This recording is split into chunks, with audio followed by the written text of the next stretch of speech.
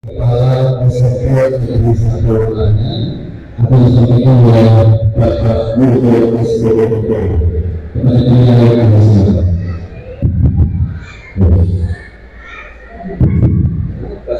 Assalamualaikum warahmatullahi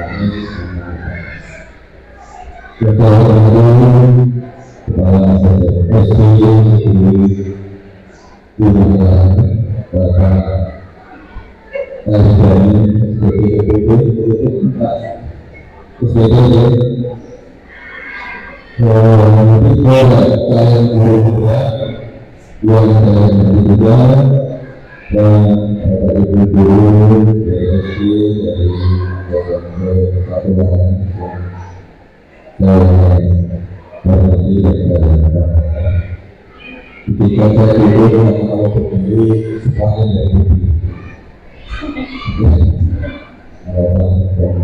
hanya orang bisa disalah, bisa dilihat tidak saya tidur kalau berdiri nanti tidak saya tidur. Pertama adalah kepada kita di timur Allah Subhanahu wa Ta'ala, Rasulullah Hidayah dan hidayahnya bagi kita semua, sehingga pada hari ini bisa masih diberi kesehatan, kesempatan untuk melaksanakan disimulasi dari kalau bergerak di SMP 1 Ulangnya dan SD 5 Salam semua sahabat berdoa pada diri kita, Allah Sallallahu Alaihi Wasallam. Kita sebagai umatnya benar-benar mendapatkan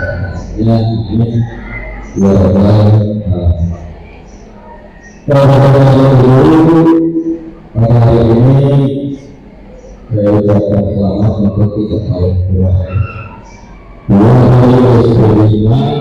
Satu dari SMP 1 Ulangnya, mana SMP 1 Ulangnya? Mungkin banyak yang lulus. Sebenarnya yang mungkin yang sedikit bisa lewat 2.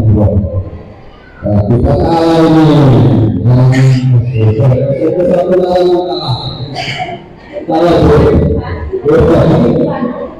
kemudian yang dapat berapa dulu? Kita tambah. Boleh akan menjadi dapat berapa? Boleh. Berapa itu nomor 1 sistemnya? Berapa yang baik? Tapi apa? Ini nanti masih oleh sebagai nanti ke dulu. Masih ada ya, sebenarnya dari orang 10 termasuk saat ini mereka sudah mulai semangat. Nah, katakan itu sulit ini nah sebelum tadi kan ada lagi yang ada Pak Menteri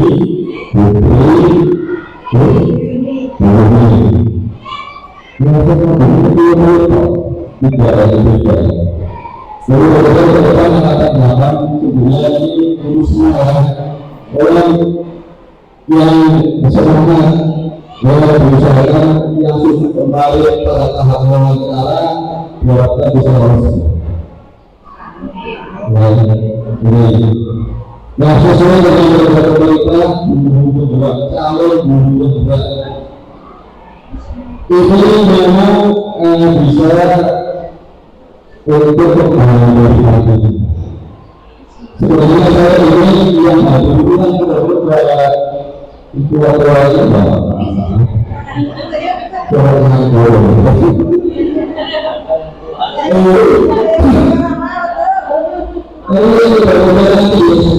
Kalau mahasiswa saja yang masih BPP bisa lulus, apalagi yang EIKK yang ASN yang masih muda.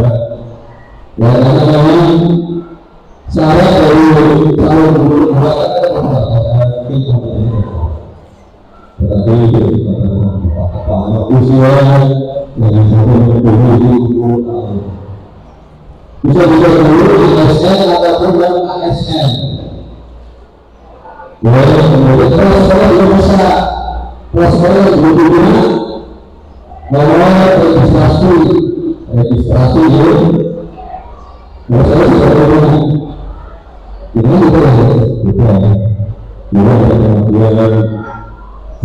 sekolah yang dilaksanakan di Ungaran dan tidak boleh harus registrasi juga biasanya juga usianya sudah di atas 50 tahun juga nggak bisa.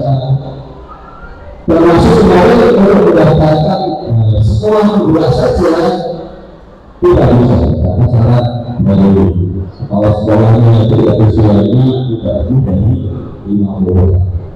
Lalu sebenarnya untuk teman-teman guru bisa memberikan masukan ke guru sana. Jadi ini persoalannya yang dilakukan oleh masih baru. Ya karena nanti kalau bisa saja persoalan yang berarti hanya bisa berubah dari itu. Dan juga mungkin hanya bisa support untuk memperbaiki ya tidak ada. Ya, yang terpaksa itu berubah. Juga kalau syaratnya harus sekolah usianya 20 tahun, 60 tahun, saya yakin lepas. Ya kedua, kita bisa dulu untuk SMP hanya ada dua sekolah unggulan. SMP 1 Tanjung dan SMP 1 Bersama. Atau yang sudah ya. Karena kita betul oleh usia kepala sekolah yang sudah lebih dari 50 tahun.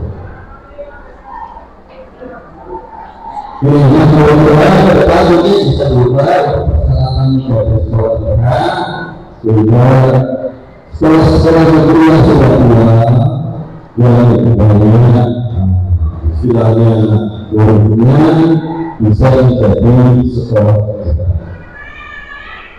Dengan catatan juga guru petugas itu juga banyak. Mungkin bisa disarankan berapa minimal 10 atau lebih ada keluarnya juga bisa.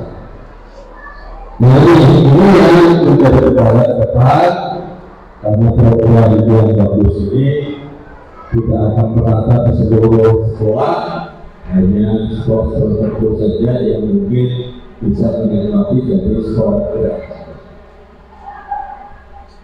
Ini dianggap merupakan kekurangan dari sekolah daerah. Bisa jadi nanti yang menjadi sekolah daerah adalah SMP 1 Atap, karena 1 Atap ini biasanya kepala sekolahnya masih muda dan juga dulu dianggap kemarin dianggap dari kalau dari guru juga. Nah, karena salah satu syarat nanti guru penggerak ini juga nanti secara otomatis akan lolos dari sekolah. Nah, kami mahasiswa nanti guru PNS sudah jadi kepala sekolah. Untuknya mahasiswa kemarin S1 ya kebetulan terus diangkat jadi P3. Kemarin ada kabar mau ada rombongan tapi diundur ikut lagi gitu. Nah ini mahasiswa tugas nanti guru-guru termasuk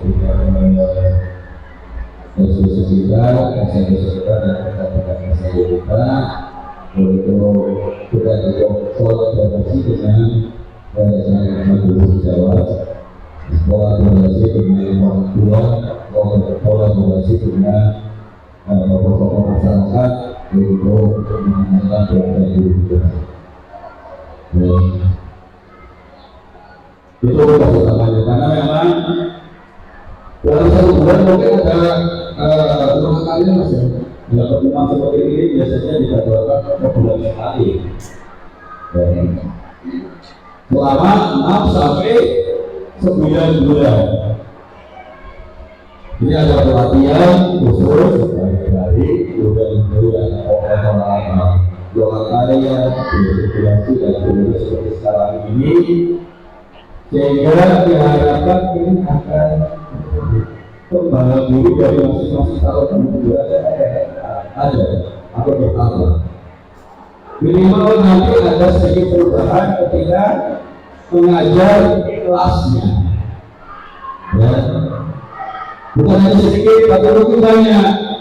Ya, karena fokus untuk bergerak adalah untuk meningkatkan pembelajaran yang fokus pada siswa. Jika pada dulu nyosor terus, siswanya patah-patahkan, siswanya ngantuk, ya enggak. Ya. Oleh karena itu kita kalau guru bergerak ini diharapkan bisa mengenal dari siswa yang karena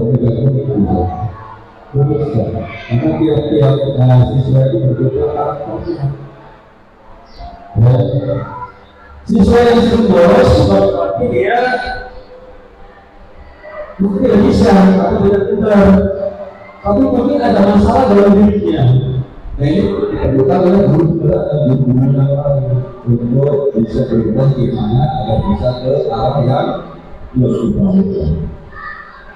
Nah ini dari guru karena itu untuk kandungan kita juga itu mengenal karakter siswa.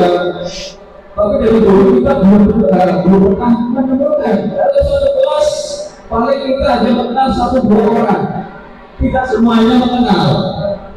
Dan kalau guru itu kenal karena memang semua mata pelajaran diajar kemajuannya oleh 1 orang. Kalau dari SMP yang makul belajar oleh 1 orang, sehingga nanti bisa juga. Nah inilah pentingnya untuk mengenal seperti sesuai kita, mengenal pribadi yang unik, sehingga setiap ada permasalahan pada siswa kita bisa segera menangani. Ya, siswa yang bisa juga menggunakan siswa, kemudian menggunakan bapak ibu guru yang berubah dan siap berubah. Dan jangan seperti saya dulu belajarnya kalau sendiri akan terusnya dibiarkan siswa tidak termotivasi dan tidak. Ini tugas dari para guru pembina agar bisa berubah pembelajaran yang berpusat pada siswa. Itu kedua dan semuanya semua kalau kita buka di YouTube ataupun di perantauan banyak sekali ya, bagaimana tugas guru bergerak, bagaimana fungsinya, kemudian output apa yang akan dihasilkan dari pelatihan guru bergerak ini ya. Kemudian manfaat apa dan seterusnya masih banyak. Kalau saya terangkan satu-satu ya nanti tak tahu ya. Oleh karena itu, saya bersama ini juga orang guru dalam bergerak ini dalam kegiatan setelah lulus.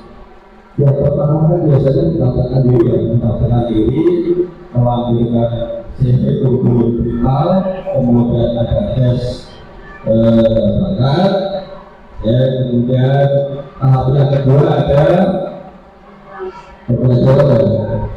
Ya pembelajaran yang maksimal itu tahap keduanya. Tahap ketiganya setelah dari tahap kedua ya itu seperti ini yang akan dilakukan dan ada kolaborasi, ada seminar, ada karya, ada publikasi dan seterusnya sampai 6 atau 9 bulan. Itu dilakukan di lingkungan sekolahnya sehingga tidak meninggalkan tugas pokoknya yang mengajar di kelas. Yang kedua yang SPNI menggunakan tugas juga ya. Ini sudah artinya kita sudah sendiri paling hanya satu bulan sekali atau berapa untuk kegiatan sekali. Kalau apa ya nanti yang istilahnya dibandingkan kan ada tiket atau yang dibandingkan kalau nanti pun kalau yang dibandingkan menjadi tidak akan sama. Jadi ada kolaborasi dengan teman-teman guru dan telah juga akan bermanfaat untuk pengembangan pendidikan di sekolah kita. Itu saja dari saya. Semoga kegiatan ini mendapatkan manfaat bagi seluruh dan kita semua agar kita secepatnya berubah ke arah yang lebih baik lagi untuk meningkatkan mutu dan pengembangan profil belajar Pancasila pada anak-anak kita. Dua-duanya mohon maaf.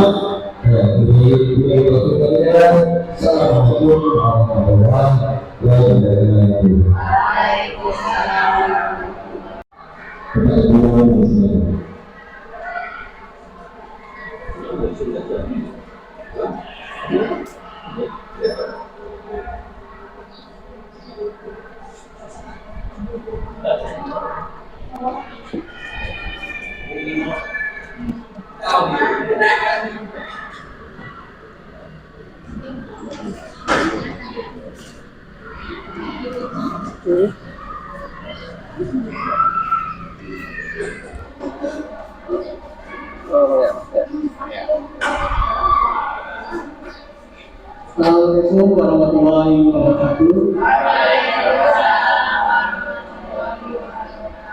Terima kasih untuk waktunya. Di sini saya akan membahas atau menyampaikan materi yang telah saya terima di pendidikan berat modul 1/4, yaitu tentang budaya positif. Pada budaya positif ini nanti ada 6 materi. Karena ada 3 PDP, jadi dibagi 2. Saya sebagian yaitu yang saya bahas di sini yaitu disiplin positif dan nilai-nilai kebajikan universal. Nah, nanti yang keduanya yaitu tentang penghargaan, dukungan, dan restitusi. Selanjutnya Mas, ya, untuk disiplin ya, mungkin dari kata disiplin ini apa itu ada disiplin positif itu adalah solusi jangka panjang yang akan membangun disiplin di anak, hubungan saling menguntungkan antara pengasuh dan anak yang menghargai kondisi anak ya. Jadi perbedaan atau yang bukan disiplin positif itu yang spontan atau alternatif yang mengganti hukuman. Jangan untuk nilai-nilai kebajikannya itu yang besar itu nilai kebajikan adalah sifat positif manusia yang merupakan tujuan mulia yang ingin dicapai setiap individu. Nilai tersebut biasanya sifat universal yang lintas bahasa, suku, bangsa, agama maupun latar belakang. Yang di sini nilai-nilai kebijakan yang biasa atau yang dicapai oleh anak itu yaitu profil pelajar Pancasila. Yang pertama yaitu beriman kepada Allah Yang Maha Esa dan berakhlak mulia, mandiri, segala etis, kebinekaan global, bertata royong dan kreatif. Ini nilai kebijakan yang ingin dicapai oleh siswa. Untuk mencapai nilai kebijakan itu ada 3 motivasi dari atau motivasi perilaku manusia. Yang pertama untuk menghindari ketidaknyamanan atau hukuman. Yang kedua untuk mendapatkan imbalan atau penghargaan dari orang lain. Dan yang ketiga untuk menjadi orang yang mereka inginkan dan menghargai diri sendiri dengan nilai-nilai yang percaya. Kita bahas yang pertama yaitu motivasi untuk menghindari ketidaknyamanan atau hukuman. Biasanya para beberapa siswa itu melakukan suatu pembelajaran atau kegiatan yang yaitu untuk menghindari ketidaknyamanan atau hukuman. Nah, ini motivasi yang tidak baik ya, sebenarnya tidak baik karena apa? Melakukan sesuatu tapi siswa itu sebenarnya menghindari dari hukuman. Terus yang kedua, untuk mendapatkan imbalan atau penghargaan dari orang lain. Ini juga satu tingkat di atas motivasi yang pertama, yaitu melakukan sesuatu tapi dia itu berharap untuk ada imbalan. Itu biasanya yaitu imbalan berupa penghargaan, berupa sanjungan dari guru. Itu motivasi anak yang menurut tadi di dosen itu tidak sesuai juga ya, karena motivasi 1 dan 2 ini sebenarnya tidak baik. Dan motivasi yang ketiga ini merupakan motivasi yang bagus ya, karena untuk menjadi orang yang mereka inginkan dan menghargai diri sendiri dengan nilai-nilai yang mereka percaya. Jadi motivasi yang ketiga ini motivasi yang baik untuk menuju ke tadi yaitu kebijakan universal. Dari ketiga motivasi perilaku manusia yang tadi saya jelaskan, itu nomor 3 yang merupakan motivasi yang perlu ditanamkan di anak atau siswa-siswa kita, yang yaitu karena memiliki motivasi tersebut, mereka memiliki motivasi untuk berdampak jangka panjang, motivasi yang tidak terpengaruh pada adanya hubungan atau hadiah. Jadi mereka itu tergerak dari disiplin diri, karena disiplin positif itu sebenarnya disiplin belajar pada disiplin diri anak-anak, tidak dengan cara hukuman, tidak dengan cara hadiah atau penghargaan.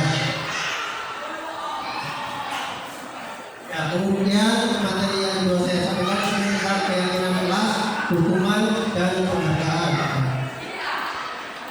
Ya, pertama yaitu keyakinan kelas.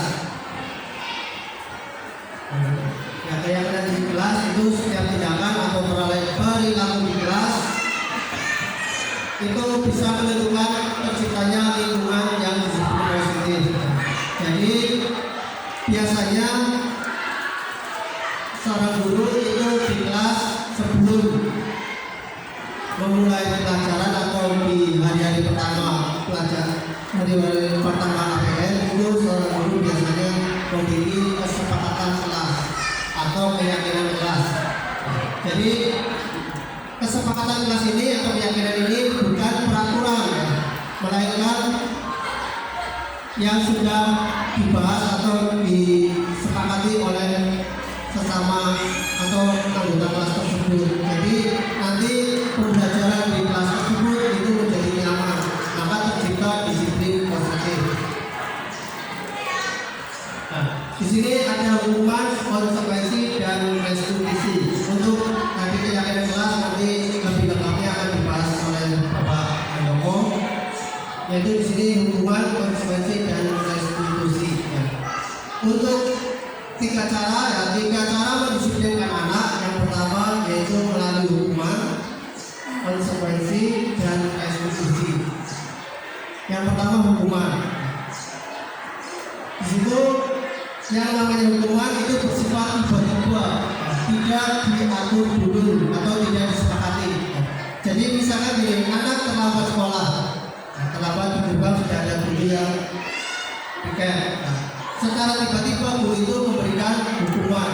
Itu sebenarnya tidak digunakan ya, karena hukuman itu cara mendisiplinkan anak, tapi untuk yang terakhir. Artinya apa? Yaitu nanti dibahas oleh Pak Bu Ratna, yaitu tentang restitusi. Jadi yang mendisiplinkan anak itu sebenarnya dengan restitusi, bukan dengan hukuman atau konsekuensi.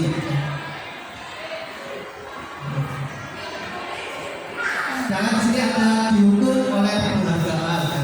Jadi penghargaan juga sebenarnya tidak baik untuk siswa-siswa kita. Menurut Artikon itu dalam Aris Bayangward tahun 93 itu merupakan bahwa penghargaan merupakan hukuman. adalah cara mengontrol perilaku seseorang yang menghancurkan potensi untuk pembelajaran sesungguhnya. Jadi untuk pembelajaran sesungguhnya. Yang pertama, kenapa didukung oleh penjagaan? Yaitu yang pertama, penghargaan itu pengaruh jangka pendek dan jangka panjang. Penghargaan itu tidak efektif. Penghargaan itu mengurangi ketepatan. Penghargaan juga mematikan kreativitas, dan penghargaan merusak hubungan. Kita yang mulai yang pertama, yaitu pengaruh jangka pendek dan jangka panjang. Jadi sebuah penghargaan itu berlaku hanya untuk jangka pendek, tidak jangka panjang. Misalnya gini, kita memberi penghargaan kepada siswa, itu hanya sebatas penghargaan di hari itu. Maka siswa berikutnya, di hari berikutnya siswa itu tidak termotivasi sendiri, melainkan kalau ada penghargaan lagi, maka akan mengikuti pembelajaran lagi dan seterusnya seperti itu. Jadi berulang-ulang, tapi jangkanya jangka pendek. Kalau tidak ada hadiah atau tidak ada penghargaan, maka siswa itu juga tidak akan termotivasi diri sendiri. Yang kedua, penghargaan tidak efektif. Jika seorang mengharapkan suatu penghargaan dan tidak mendapatkannya, maka orang tersebut akan kecewa dan berkecil hati. Kemungkinan ia tidak akan berusaha sekeras sebelumnya. Jadi di sini penghargaan itu tidak efektif. Jika sudah mendapatkan penghargaan, maka di pembelajaran berikutnya tidak ada penghargaan, maka siswa tersebut mungkin akan kecewa. Kenapa tidak ada penghargaan lagi? Padahal saya betul. Jadi penghargaan itu sebenarnya tidak tepat untuk pembelajaran. Selanjutnya, di sini juga penghargaan mengurangi ketepatan. Banyak yang mendapat penghargaan, ternyata banyak jawaban yang tidak tepat. Dan di sini penghargaan itu sebenarnya mematikan kreativitas anak. Anak akan melakukan sesuatu hal, itu pasti dalam pikirannya adalah hadiah, penghargaan. Jadi anak itu kurang dalam kreativitas. Ketika anak tidak diberikan hadiah atau tidak diberikan penghargaan, pasti anak itu tidak mau melakukan sesuatu sesuai kreativitas mereka, karena sudah terbiasa dipancing oleh penghargaan. Sebenarnya penghargaan itu sebenarnya mengajukan. Dan yang berikutnya, penghargaan merusak hubungan. Nah, di sini sedikit cerita. Jika seorang diberi penghargaan atau dipuji di depan orang banyak, itu maka yang lain akan merasa iri. Misalkan kita memuji atau memberi penghargaan kepada yang ranking 1, ranking 2, ranking 3. Itu sebenarnya anak-anak yang nggak ranking itu sebenarnya merasa iri, sehingga nanti mereka tidak menyukai orang anak-anak yang mendapat penghargaan tersebut. Itu sebenarnya penghargaan itu merusak hubungan. Dan itu saja dari materi dari saya, yaitu tentang disiplin positif, hukuman, dan penghargaan. Untuk materi berikutnya akan dilanjut, yaitu oleh Bapak Susilo Dodo. Terima kasih. Wassalamualaikum warahmatullahi wabarakatuh.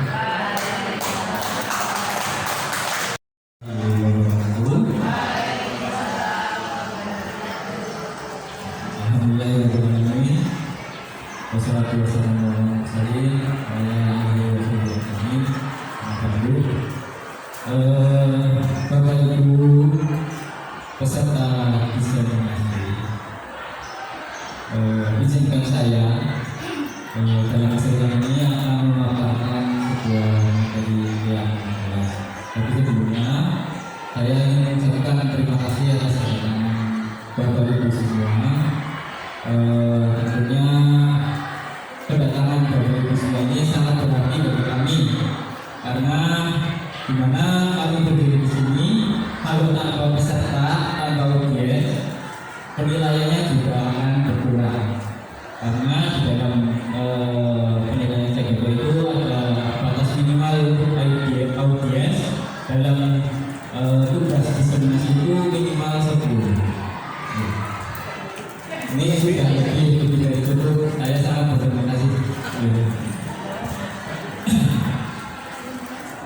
Kemudian untuk mencairkan suasana, saya izinkan saya untuk berpantun dulu.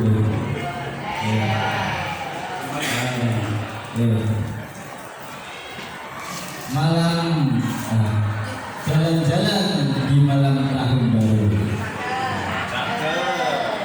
Kemudian pergi ke pantai sambil bakar ikan. Bagaimana kabar Bapak Ibu? Semoga kabar baik yang saya dapat. Di sini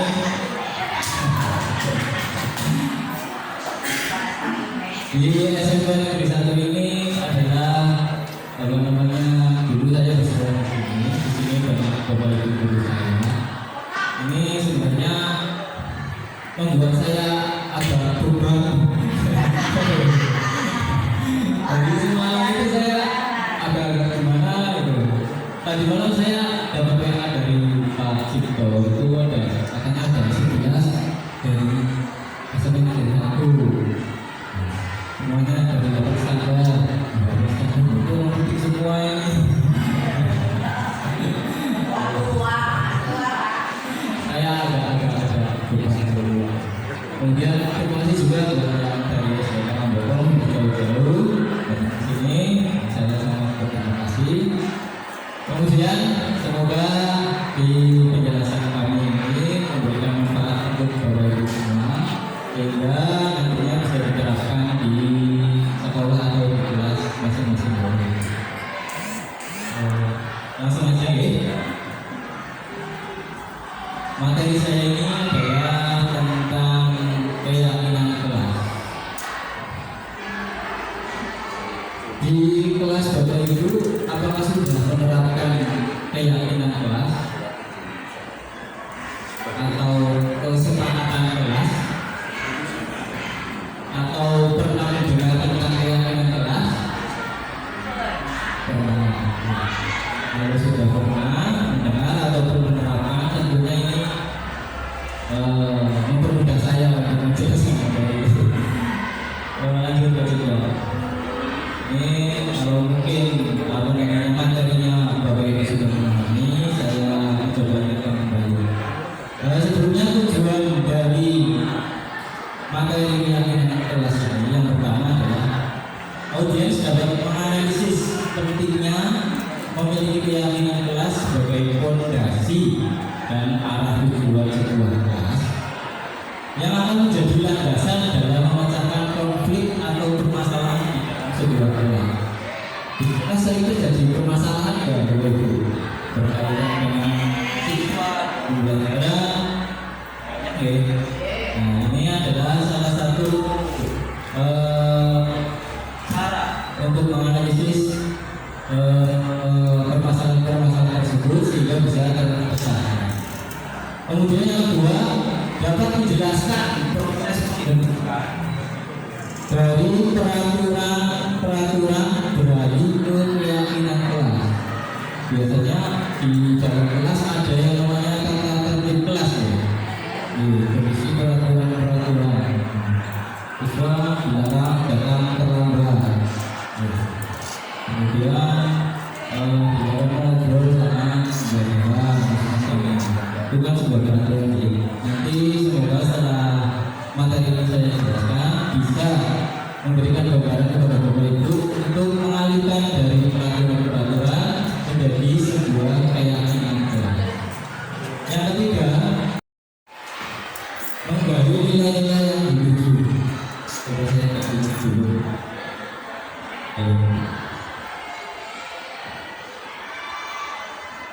Tujuan yang ketiga yaitu untuk menggali nilai-nilai yang dituju pada peraturan. Jadi peraturan itu kan punya nilai ya. Nah itu kita coba gali. Lanjutnya apa kita? Ini latar belakang dari keyakinan kelas itu sebenarnya ini.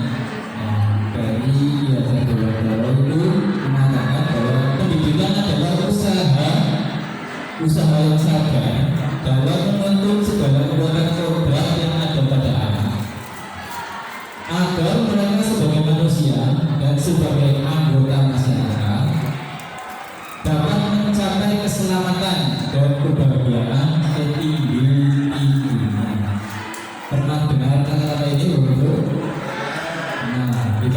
ada nih? Bagaimana kabar PNM? Apa di sini sudah sampai sinyal semua gitu ya? SMP, Bogor, ya. Oh, keren sekali. Nah, kemudian dari tadi kata-kata yang saya tersebut, nah di keyakinan kelas itu adalah salah satu usaha kita untuk membuat anak-anak kita atau murid kita itu supaya bisa selamat, nah sebagai manusia bisa selamat ataupun sebagai anggota masyarakat bisa selamat dan bahagia sendiri. Tujuannya itu. Kemudian apa itu keyakinan kelas? Keyakinan kelas adalah sesuatu yang diyakini bersama, yang berasal dari pernyataan, dari penyatuan pikiran untuk menjadi nilai-nilai kebaikan yang kemudian menjadi kesepakatan bersama. Nah, di sini ada dulu beberapa tipe. Nah, di situ ada diyakini bersama. Nah, diyakini bersama oleh warga kelas. Karena kelas berarti warga kelas dari siswa kemudian guru. Nah, yang berasal dari penyatuan pikiran, berarti nanti di sana ada penyatuan gagasan atau pendapat dari siswa-siswa Bapak Ibu. Nah, untuk menyatukan pikirannya menjadi nilai-nilai kebaikan yang kemudian menjadi kesepakatan bersama dalam kelas tersebut. Kemudian keyakinan kelas sebagai salah satu disiplin positif yang bisa kita terapkan dalam membangun budaya positif di sekolah. Jadi itu merupakan budaya positif yang apabila diterapkan di dalam kelas itu akan sangat membantu terciptanya sebuah budaya positif dalam kelas. Kemudian dengan adanya kelas di setiap kelas diharapkan dapat mewujudkan tujuan pendidikan yang berorientasi pada profil belajar Pancasila. Nah, jadi muaranya ke profil belajar Pancasila. Karena di situ ada dalam budaya positif berkaitan juga dengan akhlak yang mulia. Dalam akhlak mulia dapat dalam profil belajar Pancasila. Dan juga di sini ada pertanyaan pemantik. Mengapa keyakinan kelas? Mengapa tidak peraturan kelas saja? Nah, biasanya kalau yang pada umumnya itu masih menerapkan peraturan-peraturan, tapi kami CDP ada materi yang menugaskan kami untuk bisa mendiseminasikan supaya yang tadi peraturan bisa menjadi keyakinan. Itu pertanyaan, mengapa keyakinan kelas? Mengapa tidak peraturan kelas saja? Coba. Sini saya akan coba menjawab dari pertanyaan pemantik tersebut. Ada dua. Yang pertama, mengapa kita memiliki peraturan tentang penggunaan helm pada saat mengendarai kendaraan roda 2 atau motor? Tentunya pada umumnya orang akan menjawab untuk keselamatan. Yang kedua, mengapa kita memiliki peraturan tentang penggunaan masker dan mencuci tangan tidak taat? Nah, ini pada zaman pandemi. Untuk tentunya pada jawaban ini yaitu pada umumnya adalah untuk kesehatan. Nah, ada apa dengan keselamatan berkaitan dengan pertanyaan ini? Coba dilihat selanjutnya. Nah, di situ ada nilai-nilai keselamatan dan atau kesehatan. Inilah yang kita sebut sebagai suatu keyakinan. Pada umumnya orang meyakini bahwa kalau menggunakan helm berarti untuk keselamatan. Ketika menggunakan helm akan membuat tubuh kita akan selamat. Nah, itu keyakinan yang dimaksud. Kemudian kesehatan juga sama ketika menggunakan masker, kita meyakini bahwa masker itu untuk kesehatan kita. Nah, ini menurut dosen. Nggak tahu ini siapa. Tapi ini salah satu pemikir gitu. Suatu keyakinan akan lebih memotivasi seseorang dari dalam. Nah, sebuah keyakinan lebih termotivasi seseorang dari dalam atau memotivasi secara intrinsik. Seseorang akan lebih tergerak dan bersemangat untuk menjalankan keyakinannya daripada hanya sekedar mengikuti serangkaian peraturan. Jadi ketika orang tersebut meyakini bahwa tata tertib atau aturan tersebut memiliki nilai-nilai kebajikan yang diyakini, tentunya akan memotivasi secara otomatis dari dalam diri orang tersebut. Murid-murid pun demikian, mereka perlu mendengarkan dan mendalami tentang suatu keyakinan daripada hanya mendengarkan peraturan-peraturan yang mengatur mereka harus berlaku begini atau begitu. Jadi kalau ada aturan kemudian yang tidak mengetahui manfaat atau nilai-nilai yang terkandung dari aturan tersebut, nah itu akan sangat kurang berpengaruh untuk perubahan diri murid tersebut. Lanjut berapa?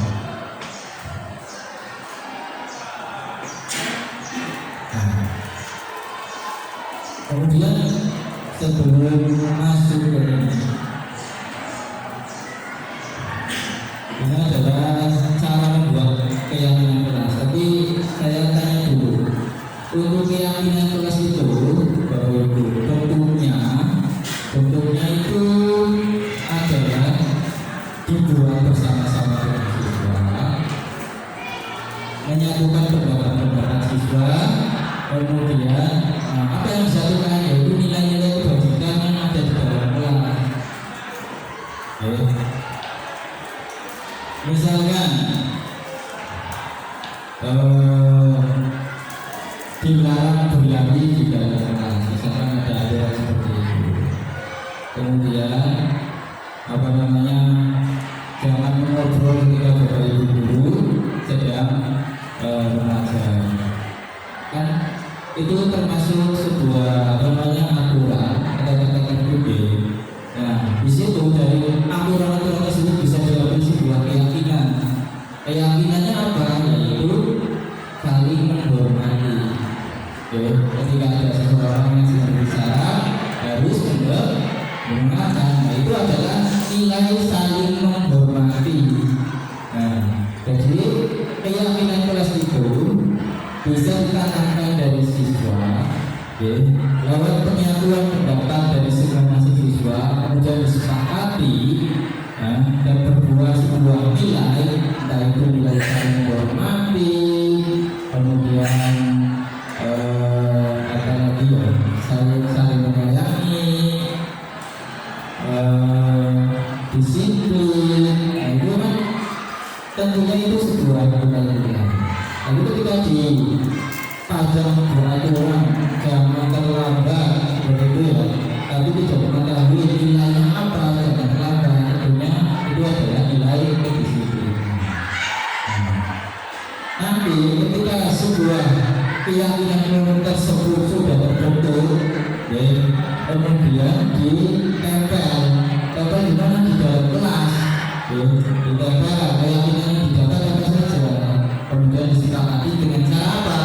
Bisa ditandatangani oleh siapa? Oleh semua murid dan juga guru. Jadi dengan keyakinan tersebut, mereka semuanya merasa bahwa guru itu merasa bahwa oh ya saya meyakini itu, saya menyepakati keyakinan itu. Jadi mereka akan merasa bertanggung jawab dan menjaga keyakinan itu supaya tetap berjalan dengan baik. Seperti itu.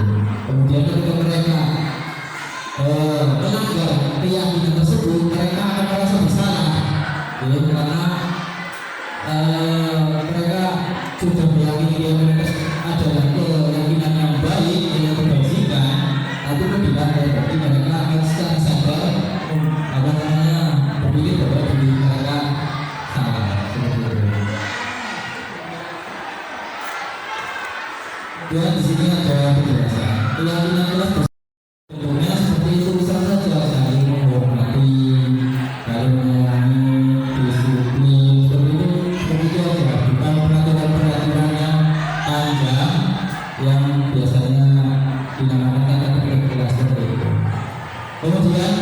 Yang kedua berupa pernyataan universal. Jadi semua orang akan meyakini bahwa itu merupakan milik kebajikan seperti tadi ya. Nah, semua orang tidak berbeda suku ataupun berbeda agama, semuanya meyakini bahwa helm itu termasuk untuk keselamatan. Masker juga termasuk untuk kesehatan. Nah, itu semua orang meyakini. Kemudian pernyataan kelas senantiasa berbuat dalam bentuk positif. Maksudnya apa? Diusahakan jangan menggunakan kalimat negatif. Misalkan jangan berlari, itu merupakan kalimat negatif. Tapi diganti bisa berjalanlah bergerak. Begitu. Kemudian kalimat sebaiknya tidak terlalu banyak sehingga mudah diingat dan bahannya adalah semua kelas. Kalimat sebaiknya sesuatu yang dapat diterapkan di lingkungan tersebut. Semua sebenarnya itu berkontribusi. Nah, semuanya aktif ya dalam perbuatannya. Kemudian bersedia menjawab dari kelas dari waktu ke waktu. Jadi bisa bertahap berubah tergantung berkembangnya keadaan. Ini prosedurnya. Tadi ya sudah saya jelaskan menggunakan pendapat, kemudian gantilah kalimat dalam bentuk negatif menjadi positif, pendapat.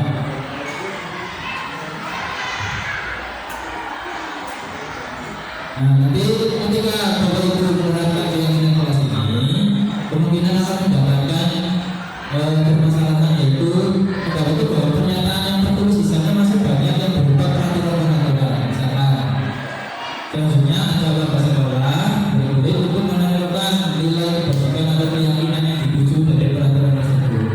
Nah, jadi awalnya mungkin pada siswa semuanya mengeluarkan pendapat tentang aturan-aturan kelas, tapi secara bersama nanti diajak untuk mencari nilai kebajikan apa dari aturan tersebut.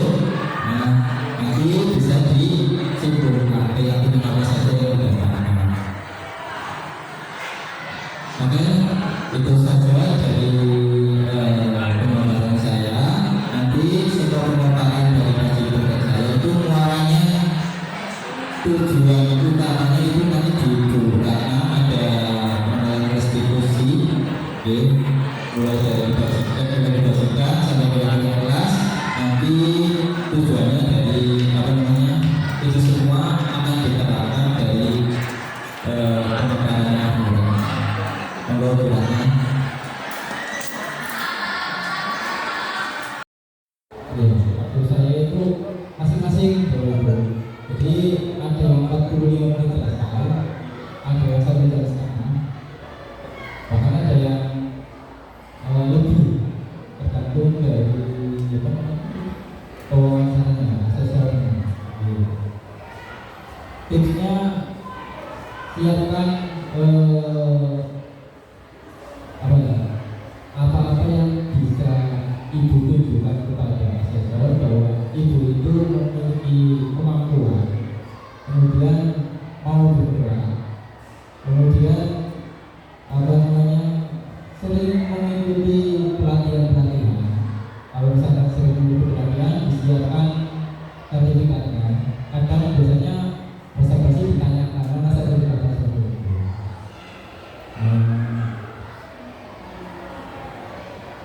Kemudian boleh sambil bawa minum boleh, karena diri juga dipersilakan. Itu saja tips dari saya, barangkali itu membantu Bapak Ibu pas tes wawancara bisa berjalan. Sedikit menambahi Bapak Ibu, kalau dulu perkenalkan selanjutnya pada 890 dalam wawancara jika ada pertanyaan tentang penyelesaian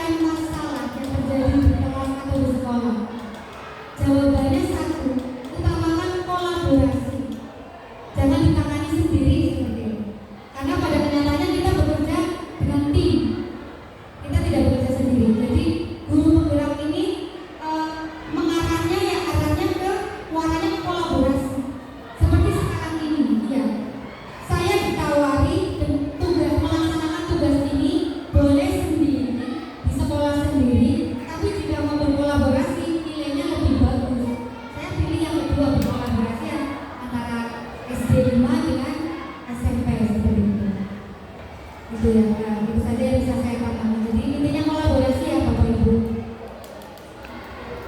Ada lagi? Barangkali Mas Ito mau menambahkan silakan. Atau ada pertanyaan dari calon guru penggerak angkatan 8? Cukup ya. Yang jelas sedang deg-degan ya Bu. Jadi tunggu wawancara. Monggo Pak Mulyadi. Masih ada lagi? Masih ada mau. sertifikat apa yang saya mau. Apakah ada sertifikat atau yang lainnya mau bertanya barangkali masih ada beberapa pertanyaan atau dari masyarakat. Kalau masih ada kesempatan, ada kesempatan dari Bang Gubernur atau dari Saran dan kritik terkait semuanya Pak Bu. Misalkan, oh tadi Bu Ratna ngomongnya terlalu cepat atau mungkin nggak formal banget ya, sering ada bahasa tidak baku yang dikeluarkan. Nggak apa-apa Pak Bu, ini untuk perkembangan positif kami ke depan. Dan selanjutnya juga nanti kami akan menginformasikan tentang tugas-tugas yang akan yang akan dikerjakan oleh calon guru penggerak. Terkait di sini saya mengundang Bapak Ibu calon guru penggerak angkatan 8. Di sini juga nanti kami ingin berbagi informasi. Mudah-mudahan semuanya lulus Bapak Ibu. Karena dulu waktu saya belum ikut tapi sudah dengan informasi guru penggerak dan sudah ada angkatan 1, saya tuh deg-degan sekali. Deg-degannya kenapa? Ini kok sudah pada lulus tapi nggak ada pertemuan-pertemuan untuk sosialisasi seperti itu. Sementara saya ingin daftar, saya tuh orangnya kepoan. Kalau zaman sekarang kepoan, saya penasaran apa sih yang dipelajari di guru penggerak. Kan kita sudah bergerak ya Pak Bu. Dari dulu kita sudah bergerak. Kok ada program pemerintah yang namanya guru penggerak? Ini maksudnya apa? Saya ingin informasi itu, tapi angkatan sebelumnya kok tidak ada sosialisasi ke SD sebelumnya. Maka dari itu dengan adanya tugas ini, saya merasa terpanggil untuk memberikan sedikit informasi kepada calon guru penggerak angkatan selanjutnya. Dan nanti akan diinformasikan oleh Pak Cito ataupun Pak Handoko. Untuk sesi sekarang masih sesi tanya jawab dan penyumbangan kritik saran Pak Bu. Kami sangat membutuhkan kritik dan saran dari Bapak ataupun Ibu. Terima kasih.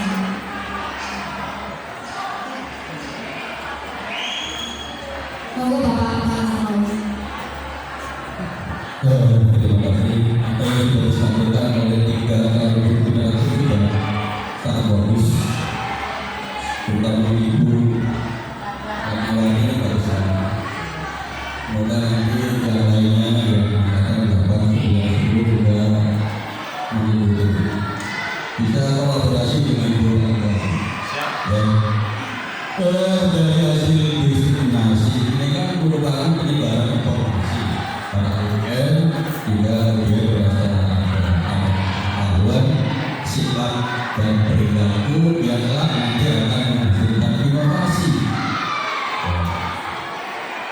Nah, saya menginginkan bahwa diskriminasi ini ada produk nantinya, yaitu ada produk. Apa yang tadi sudah diserangkan, ada keyakinan kelas. Kalau diimplementasikan di sekolah, ya, misalnya di SD 5 sudah ada keyakinan kelas sudah berada di kelasnya masing-masing.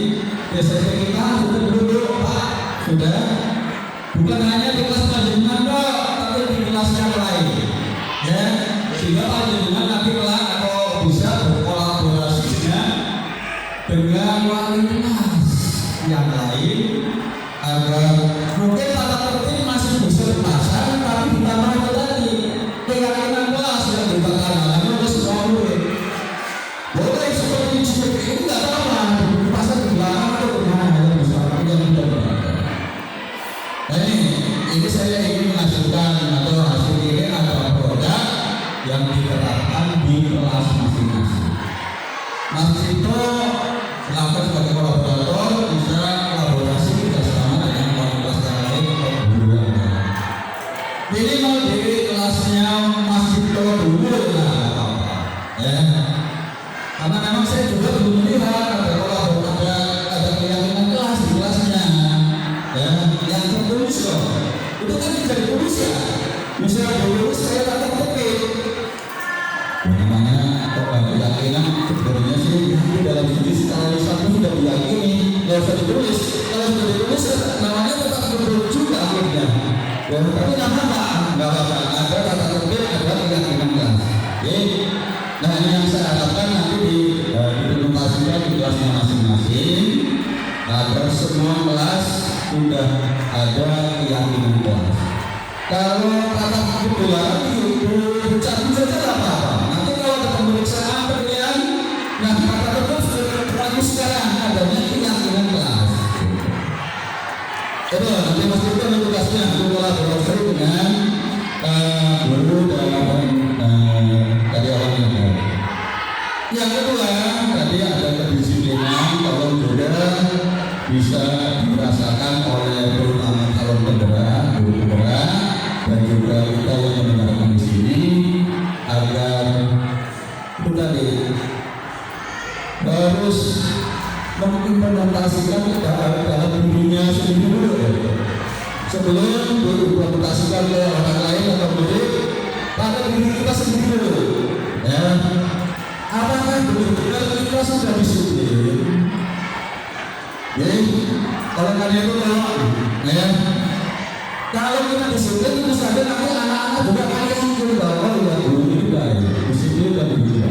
Masuk kelas tidak terlambat. Jam 7 juga tepat waktu, tidak terlambat dan seterusnya.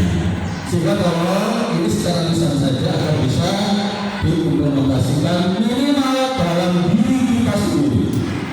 Ya, seperti Mas Cito yang bermain ke belakang, jangan sampai kalah dengan saya yang dari dunia itu jam setengah 7 jawabnya, padahal jam 7 juga mau. Ya, ini kalau kamu, sehingga bisa nanti kalau Mas Cito sudah istilahnya saya belum datang sudah datang, nanti akan mengaruh pada teman-teman yang lain. Ya ini sehingga simulasi ini akan berhasil dan saya akan mengajari support pada kandidat calon guru penggerak ini yang akan terus berlanjut sehingga menjadi guru penggerak. Itu saja saran dari saya dan sekali lagi tolong implementasikan ke sekolah masing-masing. Bila perlu ke sekolah yang lain bisa yang terdekat agar sekolah lain juga bisa mendapatkan imbas dari hasil. Karena memang setelah saya pelajari ini bagus sekali, sangat bagus secara teoritis, ya. Tapi implementasi belum dilihat maksudnya. Nah ini tugas dengan bertiga agar bukan hanya teoritis saja, tapi tentu saja bisa diimplementasikan di kelas atau di lingkungan sekolah terdekat. Itu saja dari saya dan terima kasih. Mohon maaf. Assalamualaikum warahmatullahi wabarakatuh.